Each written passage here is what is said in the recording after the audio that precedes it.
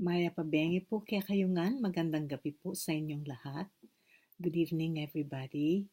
Um, Thank you for the invitation to join you tonight at this Teranga dinner.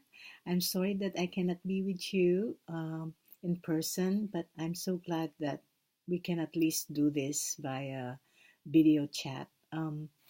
Thank you so much, Penny Opal Plant, Rula Tangen, Joe Cruz, and Javier Stel Fresquez for gathering community tonight.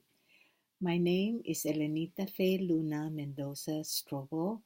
I am Kapampangan. My people are called people at the water's edge or Pampang.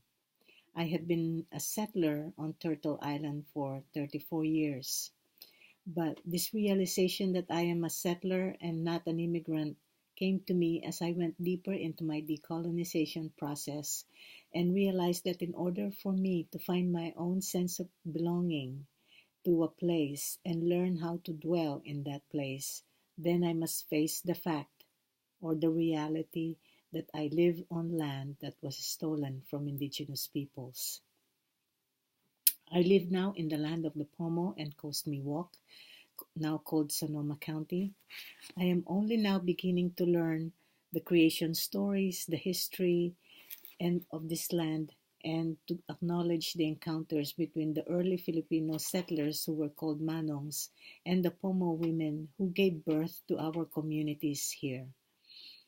My journey has been one of grief on the one hand and gratitude on the other. Grief because there is so much that has been lost, and there are so many more species that are now also leaving us. These last few years, I have felt a grief that is not even personal, but it is deeply ancestral and it is civilizational. It is many times I have felt as if someone is sitting on my chest, sobbing and heaving. Sometimes when I look at the trees, I feel their sadness. And when I think of my homeland, when I see the land shrinking and being eaten by the ocean, I get worried and anxious because my family is still there. But I also feel gratitude because I have found community where my grief is contained and held with tenderness and compassion, with understanding and forbearance. I have found a community that teaches me how to release and surrender to the wisdom of the great unknowing. I have found Rulan, who teaches me how to decolonize my body through dance and movement, and she is Kapampangan. She is my sister.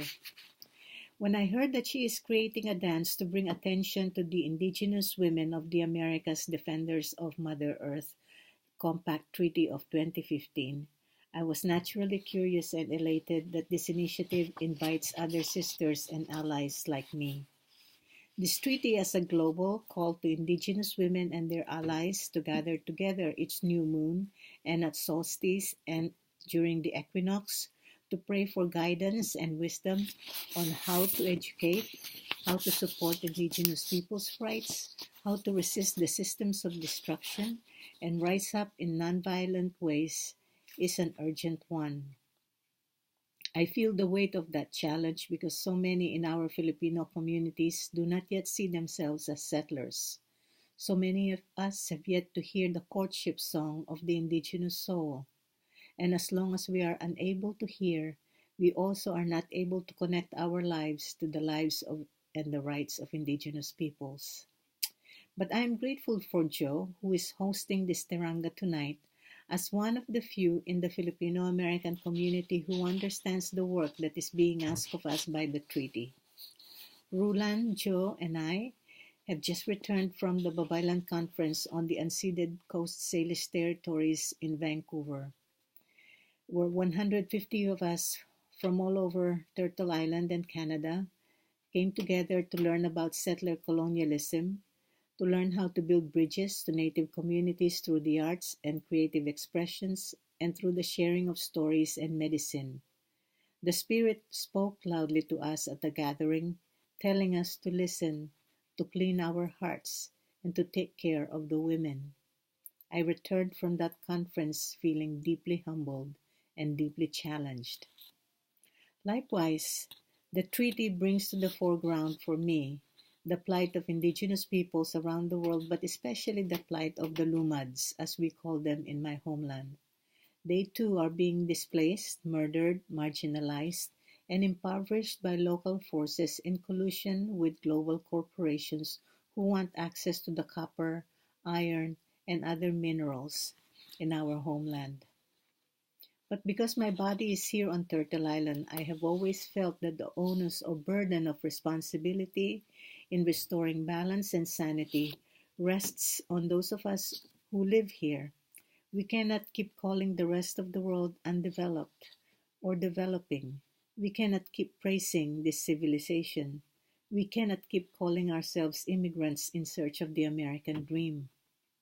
I feel and believe that the indigenous women of the Americas, defenders of Mother Earth Compact Treaty, the work of Rulan and Dancing Earth, the gathering of communities like this one tonight, the small groups around the Bay Area that are gathering and meeting in ceremony and ritual to honor and heal the ancestors, learning how to grieve together and also learning how to be grateful at the same time, are all part of this work. As we are all watching history being made at Standing Rock, I am reminded of what one of my mentors said a few years ago as I told him that I was a bit nervous about my book project on Filipinos and the Call of the Indigenous. He said, Lenny, the future is indigenous. Indigenous peoples are not disappearing. All it takes is for one of them to have a dream and everything becomes alive again.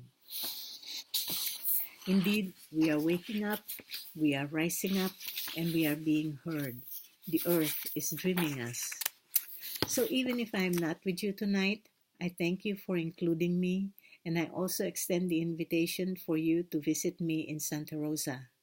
May this teranga tonight grow our hearts a little bigger and inspire you to dig a little deeper into your pocketbooks. I look forward to meeting some of you at a later date and time. Thank you again, and good evening, and enjoy the food.